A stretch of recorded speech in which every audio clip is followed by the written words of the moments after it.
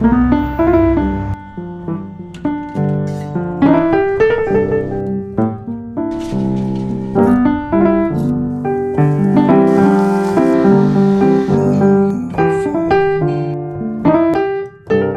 friends. I don't know what to say. Since Sunday today, and I know nag-grocery na kami kahapon, pero may mga kulang ako nabili, like wala akong rice, wala akong pita. Nagmi-meal prep kasi ako every Monday kasi pumapasok ako sa work ng Tuesday to Thursday. So, ibabaon ako para makatipid. So, every Monday after working hours, nagluluto ako ng mga meals. Ngayon, ang menu ko for this week is tacos and burger steak. Bumili ako ng ground beef kahapon sa Costco and yun ang imi-meal prep natin ngayon. Wala lang akong mushroom and rice for the burger steak, kaya punta tayong Trader Joe's. I want to show you guys yung life ko here na hindi glamorous, normal, na hindi bumibili lagi ng mga damit or ng mga vintage. Very big yung New York sa vintage. I just want to be honest and real about how I live my life here as a Pinay working and living here in New York City. I think ngayong week gusto ko rin i-record yung mga expenses ko kasi I've never done it. Pag dumating yung credit card bill ko, binabayaran ko na lang. I don't really investigate kung ano yung mga charges doon. So this week, gusto kong maging aware sa mga spending ko para nalaman ko rin kung saan napupunta yung pera ko. I think my first expenses for the week will be this Trader Joe's purchase. So let's see kung magkano tayo. Minimal lang dapat. And I think dapat livable sa sahod ko.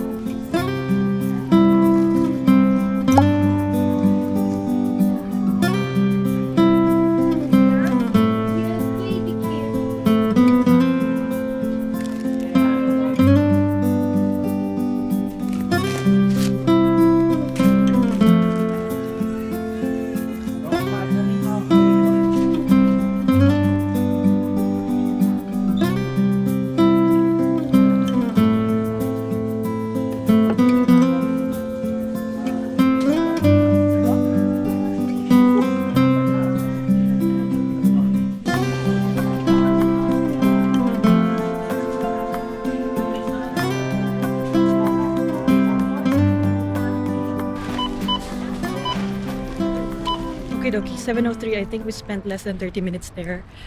Kahit ganitong Sunday na patapos na yung araw and bukas may pasok na, dami pa rin tao sa Trader Joe's kaya nahiya pa rin ako kung mag-video kahit sobrang liit na ng camera ko. But this is how we pay the bills, so we gotta suck it up. But yeah, $19. Ang hindi ko lang nabili tomato, so bibili na lang tayo dun sa grocery malapit sa amin. Mas mahal dun though. But kailangan yan sa beef tacos na yan, so bili tayo kahit isang peraso lang. Tomorrow magmi-meal prep tayo. Beef tacos and burger steak. And tonight, I think I'm just gonna watch movies with my husband. And that's about it today. And I'll take you guys with me to another work week here in New York City. Kaya magpa-power through tayo the week. Pinagtitinginan nila ako. Pero wala, I gotta suck it up. I gotta get used to it. So yeah.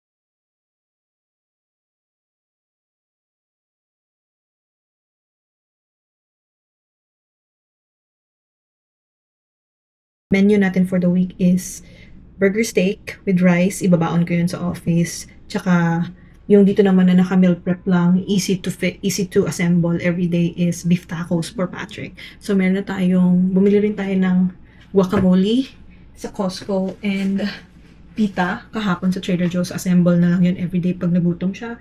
And ang baon ko for office, yun nga, burger steak. Meron na tayong mushroom from Trader Joe's kahapon.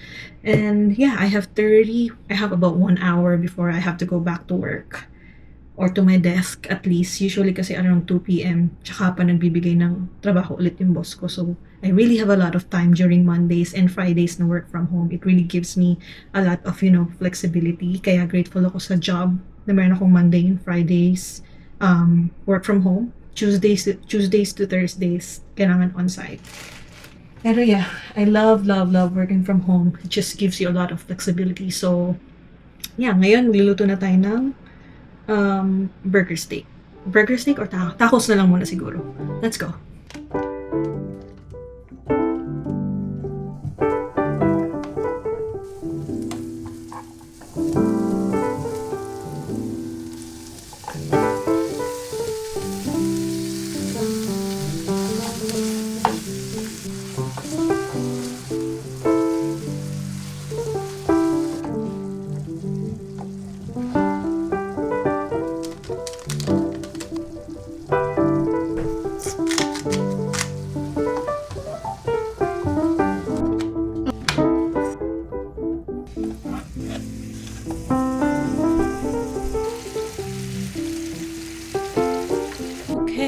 It's 5 p.m. and tatakbo lang ako saglit dito sa grocery store malapit sa amin kasi kulang-kulang talaga ako lagi mag-grocery. Minsan kasi hindi ko pa nabibili lahat. Over budget na ako, so ang dami ko hindi nabibili. So white onions, tomatoes, and parchment paper. Yun lang yung bibili natin. Let's go and final meal prep for the burgers. Let's go. Let's go. Dito, kumasa kita.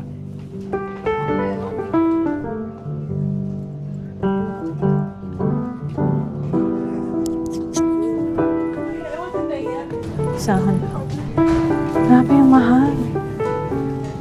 2.99. 150 kada isang pound.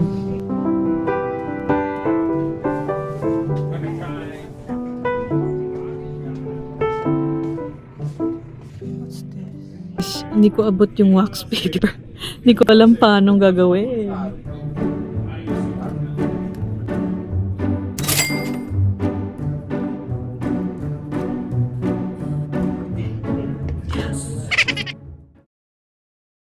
It is 7:40 a.m. and papunta na ako ng train station. 9 pa naman yung pasok ko. Usually dumadating ako doon ng 8:30, so umaakit ako sa office ng 8:45. Hindi ko alam kung paano ko kayo dadalhin sa office today.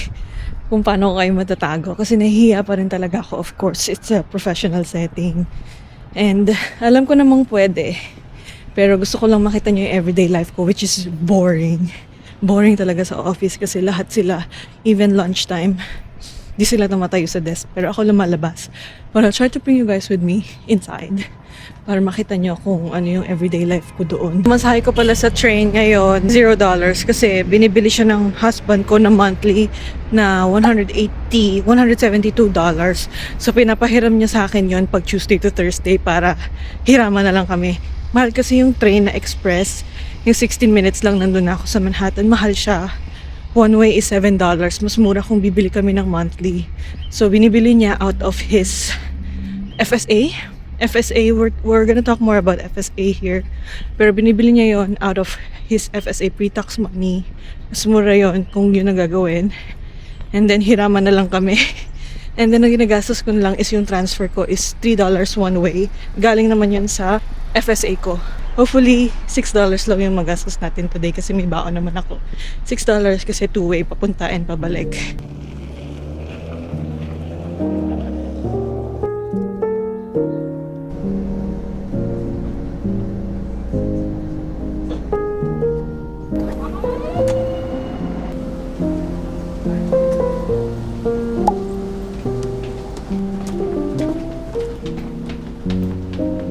And go in there, fuck you, Dave, what the fuck you gotta do? 40.19.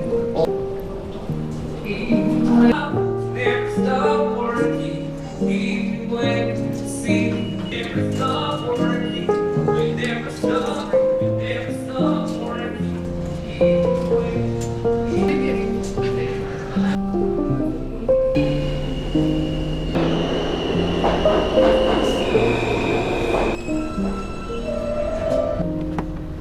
8:26 pa lang, nandito na tayo sa office area. So, I used the 15 minutes I have to call my parents. So, tawagan natin sila. Not gonna lie, I think may nararamdaman na akong paparating na gout kasi puro beef yung kinain ko the last few weeks. Nararamdaman ko siya sa wrist ko, right wrist, and sa right ankle. So, delikado. Burger steak pa naman din ulit yung baon ko today. Tapos, naalatan ko ng sobra. Pero kailangan kong kainin, sayang.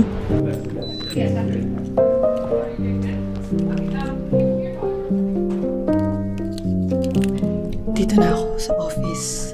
Kaya, montage na lang to.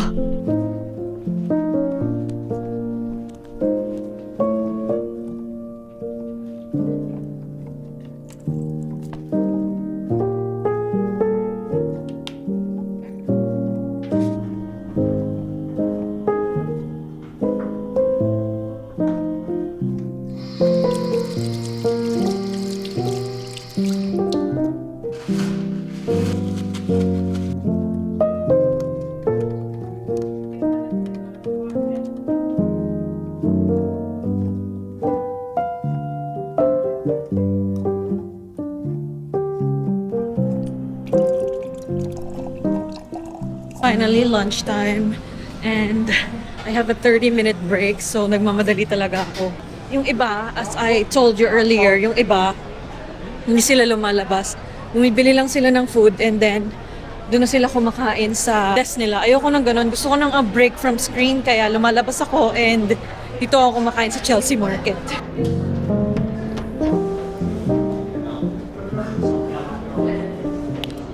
Ganito yung ginagawa ko every time na nasa office ko. Merong tables din sa amin, sa floor namin, meron din sa baba, and then free coffee kami. It's just that ayoko talagang nakikihalabilo doon sa office kasi sarili-sariling grupo na sila and parang nafe-feel ko na parang ewan ko closed lang sila sa kanila. So, yun, hindi ako sumasali sa lunch break nila dun sa table, sa floor namin. Lumalabas na lang ako. Kaya minsan nakakalungkot, namimiss ko yung buhay sa Pilipinas. Kasi, di ba nga, lalo na pag sabay-sabay kayong may new house, sabay-sabay kayo kakain. Dito, simula nung nakahire ako dyan, kumakain na lang ako mag-isa. Yung boss ko rin naman kasi, ayoko na may bother siya, di ba? Tsaka pag lunchtime, uyosi lang siya. Ayun, masaya naman ako mag-isa. At least nakaka-tiktok ako for 30 minutes.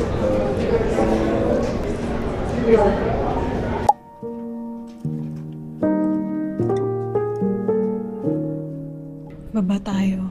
Kuha tayo ng free coffee. Wala pa naman sa akin pinapagawa eh.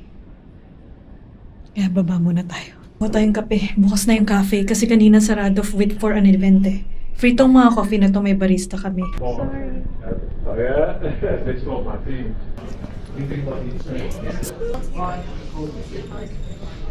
No, for sure, yeah. Bye, honey. Something on 6. Yeah, good to see you too. Oh, thank you. Have a good one. Alam niya na agad yung order ko. Ito, hot choco lang. Ito pala yung lobby namin, guys. Okay, it's 5 p.m. Magmamadali na ako papunta ng train. Kasi 5:19 yung express train. And may isa pa akong transfer. So tara na, takbo na tayo.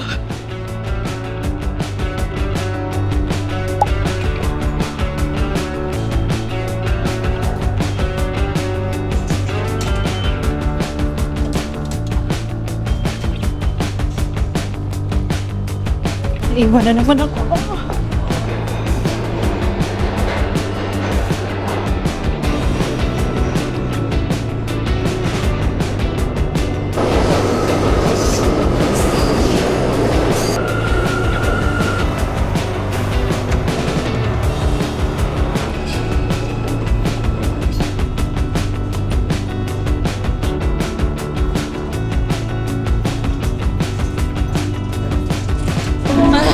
Late na ako.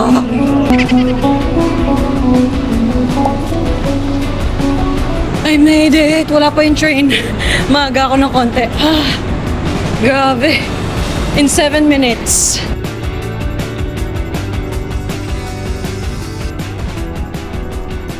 Okay. 35 minutes since I got out of the office. Nandito na tayo sa area ko. Hi! And I just can't wait to be home. Kasi ang lamig pa rin and nakapagod lang yung medyo nagpe-pretend ka na may ginagawa ka sa work. Kasi nga 2 hours pa lang or 11 a.m. pa lang tapos na ako sa first batch. So, maghihintay ako ng 2 hours hanggang lunch break. Nakakapagod din yung parang nagpe-pretend ka na may ginagawa ka. Hourly paid kasi ako. So, syempre, ayoko naman na maisip nila na kaya ko gawin na half day. Sayang naman yung kita, di ba? Anyway, dami ko rin dalang ano ngayon, no? Shirts, hoodies, mga merch from concerts. Kasi di ba nag-work ako sa Live Nation and merong maraming departments or sub-company under Live Nation. So, yung department ko, sa merchandise kami ng mga concerts. Any merchandise. For example, yung common na binibenta namin is yung merchandise sa concerts. So, pag may natitirang mga hindi nabibenta or may mga samples from vendors na hindi nagagamit, dinadala yun sa office, binubuksan yung isang box, tapos pinapamigay sa amin. Ngayon, ang dami rin nakuha. May mga tag pa. So, ako, kahit hindi kasya sa akin, kinuha ko. Kasi, pang ano rin yun pang regalo din yun sa mga bata sa Pilipinas, sa mga pamangkin ko, di ba? May mga tag pa, tapos naka-cover pa. So, yeah. So happy. Ito yung first batch. May iniwan pa ako dun sa cabinet ko kasi wala na akong bag. Bukas kukunin ko yun. And pag may natira pa dun sa inopen na box bukas, kukuha tayo ng marami. Yeah, so yeah guys, thank you for coming with me to work today. Boring man sa inyong paningin. Alam ko boring naman talaga. But yeah, ganun lang din yung mangyayari bukas. Wednesday, Thursday commute and then go home like this. And then Friday work from home tayo. And then Saturday, Sunday, the usual chores. And maybe lalabas kami ni Patrick. But I'm still gonna bring you guys with me as we go through the week. And para makita nyo kung ano yung talagang reality ng life namin dito. And yeah, I'll see you tomorrow.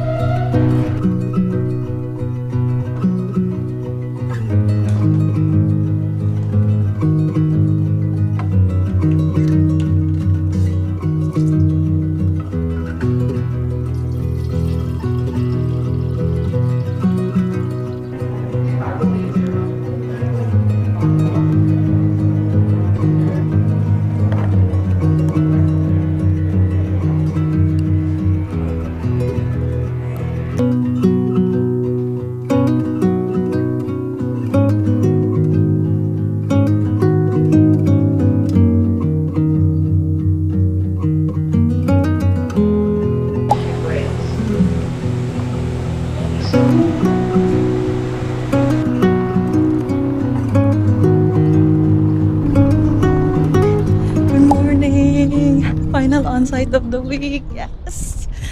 Tomorrow, finally working from home na tayo. And this is our last commute together for the week. And kung may commute pa man tayo, not for work na yon, for fun na yon this weekend. Ang lamig. Nagsisisi ako na hindi ako nag-jacket. Pagkakita ko nasa 40s, tapos mag-hit ng 70s. Pero one tip that I could really tell you, kung pumunta kayo dito, don't underestimate the weather of New York.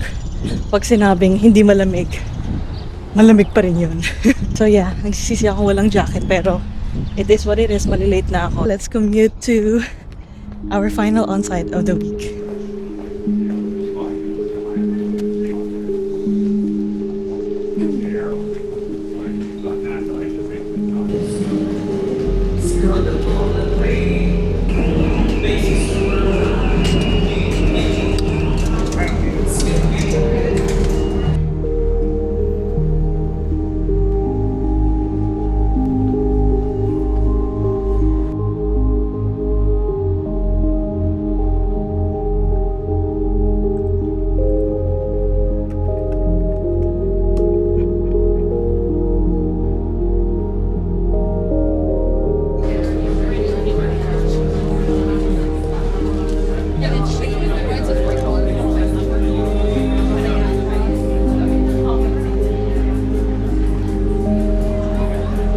busy, busy.